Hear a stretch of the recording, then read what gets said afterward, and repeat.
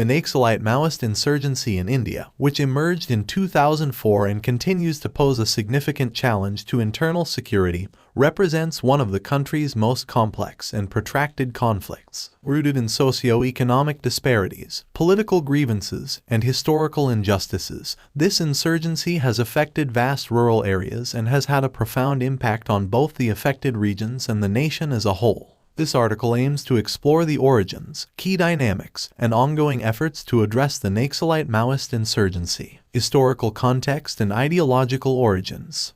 The movement drew its name from the village of Naxalbari in West Bengal, where the uprising first gained prominence. Spread and current landscape. Over time, the Naxalite movement splintered into various factions, with the most significant being the Communist Party of India. These groups have spread their influence across vast areas in central and eastern India, particularly in the states of Chhattisgarh, Jharkhand, Odisha, and parts of Andhra Pradesh, Bihar, Maharashtra, and West Bengal. These regions, characterized by poverty, tribal marginalization, and inadequate governance, provide fertile ground for recruitment and support. Insurgency dynamics and challenges. The Naxalite Maoist insurgency is characterized by guerrilla warfare tactics, attacks on security forces, targeted assassinations, and extortion activities. The insurgents often exploit local grievances, including issues related to land rights, displacement, corruption, and inadequate socio-economic development. The remoteness and difficult terrain of the affected regions further complicate counterinsurgency operations and governance efforts. Humanitarian impact and human rights concerns. The insurgency has taken a heavy toll on both security forces and civilians. Numerous casualties have occurred among government forces, insurgents, and innocent civilians caught in the crossfire. The conflict has led to internal displacement, restricted access to basic services, and violations of human rights, including instances of extrajudicial killings,